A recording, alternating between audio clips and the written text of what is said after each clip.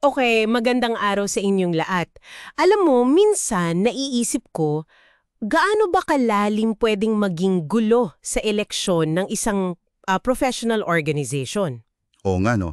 Tapos, hanggang saan ba pwedeng makialam yung gobyerno tulad ng PRC pag nagkagulo na? Eksakto. Yun yung mga tanong na parang sinagot sa isang kaso na umabot talaga sa Korte Suprema. Sisilipin natin ngayon to. Ano nga bang kaso to ulit? Ito yung Professional Regulation Commission versus Philippine Society of Mechanical Engineers o PSME.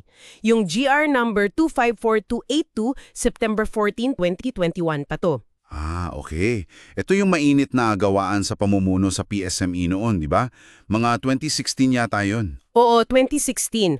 Ang layunin natin ngayon, himayin natin yung mga pangyari pati yung hatol ng Korte Suprema.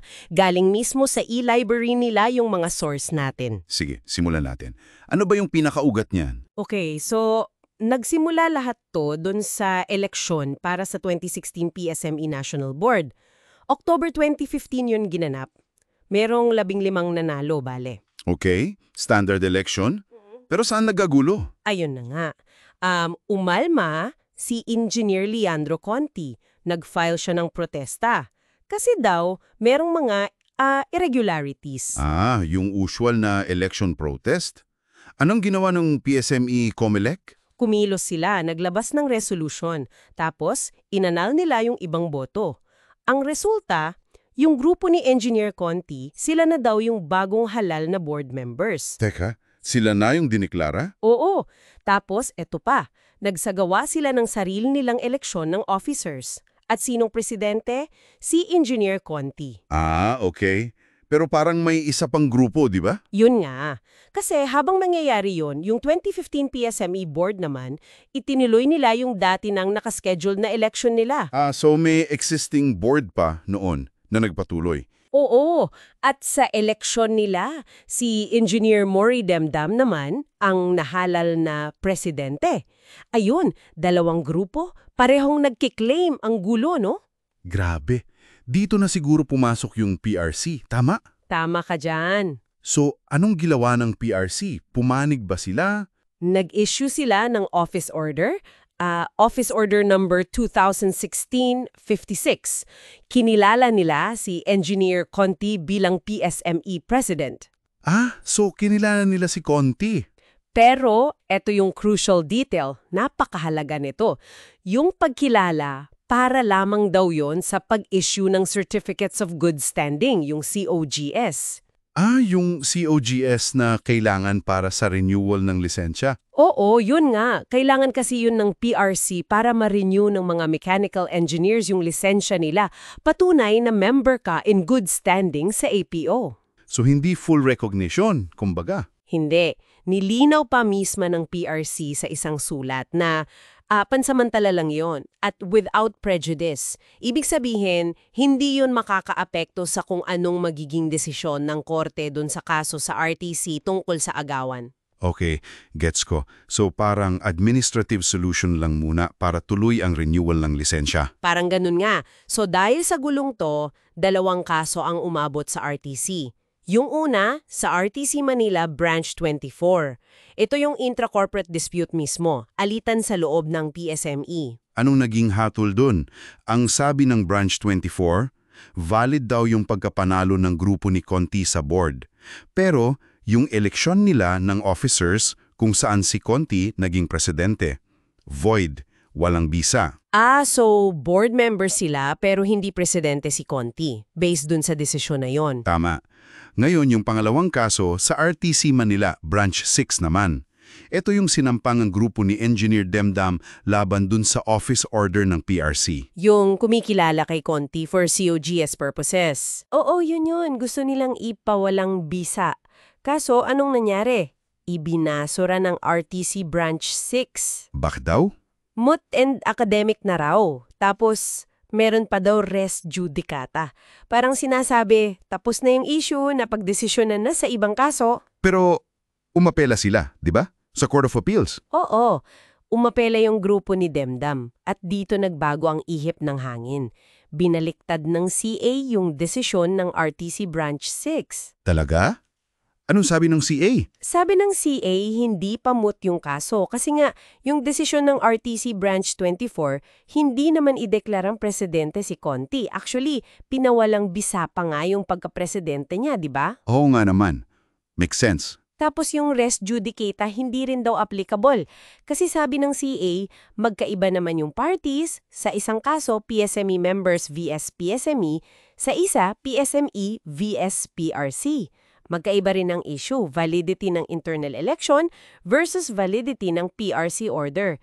At magkaiba rin ang hinihinging remedy. Nung utos ng CA, Ibalik daw ang kaso sa RTC Branch 6 para dinggin na yung merito, yung mismong reklamo laban sa PRC order. kaya pala umabot sa Korte Suprema. Dito na pumasok yung PRC mismo para questionin yung desisyon ng CA. Eksakto. Kaya ang tanong na sa harap ng Korte Suprema, tama ba ang CA na dapat ituloy pa ang kaso laban sa PRC order o tama ba yung RTC Branch 6 na moot and academic na nga ba talaga to lalo na dahil sa naging desisyon dun sa intra-corporate case? At ang final answer ng Supreme Court, Ano ang hatol? granted ang petition ng PRC, binaliktad nila ang CA at tuluyan ng ibinasyura yung kaso sa RTC Branch 6. Bakit? Kasi mutin academic na nga raw. So kinatigan nila yung unang assessment ng RTC Branch 6. Paano nila pinaliwanag yung pagiging moot? Pinaliwanag ng korte na nagiging moot ang isang kaso kapag wala ng tunay na kontrobersya, yung tinatawag na justiciable controversy. Nawala na yung issue. Oo, dahil sa mga sumunod na pangyayari, yung mga supervening events. Dahil dun, wala nang practical na halaga pa yung magiging desisyon ng korte. Parang ano pang pag-uusapan, no? Okay.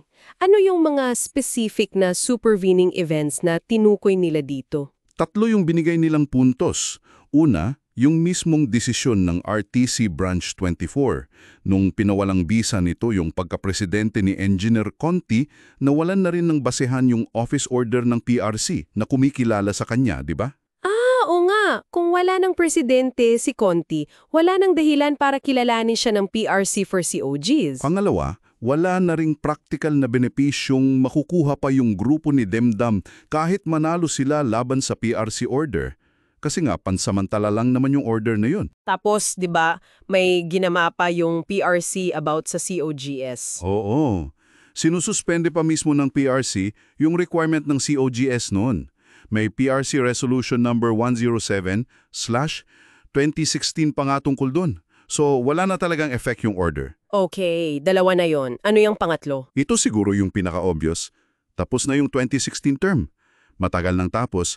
Actually, si Engineer Conte nga na-appoint pa sa PRC Board for Mechanical Engineers eh. Talaga? Wow! Oo. At saka mula 2019, iba na yung presidenta ng PSME, si Engineer Jeffrey Singson na. So, wala nang aktual na laban o kontrobersya tungkol dun sa pamumuno para sa taong 2016. History na lang, kumbaga. So in short, sabi ng Korte Suprema, sayang lang sa oras ng Korte na ituloy pa yung kaso laban sa PRC order. Kasi nalutas na sa ibang paraan yung issue at wala na siyang epekto ngayon. Tama ba? Tama. Yun ang pinaka-essence. At dito pumapasok yung kahalagahan ng doktrina ng mootness. Kapag moot na, hindi na pag-aaksayahan ng korte ng panahon. Unless may exception, meron bang ganon? Meron. May mga exceptions ang mootness doctrine. Halimbawa, kung may matinding paglabag sa konstitusyon o kung para sa kapakanan ng publiko, paramount public interest, o kaya yung sitwasyon na posibleng maulit pero laging makakaiwas sa paghatol, yung capable of repetition yet evading review. Pero dito sa kaso, wala daw. Naayon sa Korte Suprema, wala daw exception na nag-a-apply dito. So dismiss talaga. Ang aral siguro dito, lalo na sa mga professional organizations, ay yung pagiging maingat sa internal processes nila para maiwasan yung ganitong gulo at kung paano rin nalilimitahan ang pakikialam ng regulatory bodies kapag nalutas na internally or by passage of time yung issue. Isang mahalagang aral nga yan. At para sa inyo, mga tagapakinig, ano ang masasabi nyo dito? Sa tingin nyo ba, sapat na yung mga rason ng Korte Suprema para sabihing moot na ang kaso? O baka may naiisip kayong anggulo, lalo na tungkol sa kapangyarihan ng PRC, na dapat sana'y binusisi pa rin? Oo, magandang tanong yan. Ano kaya ang perspective nyo? Share nyo naman ang inyong mga saloobin. Paki-comment lang sa ibaba.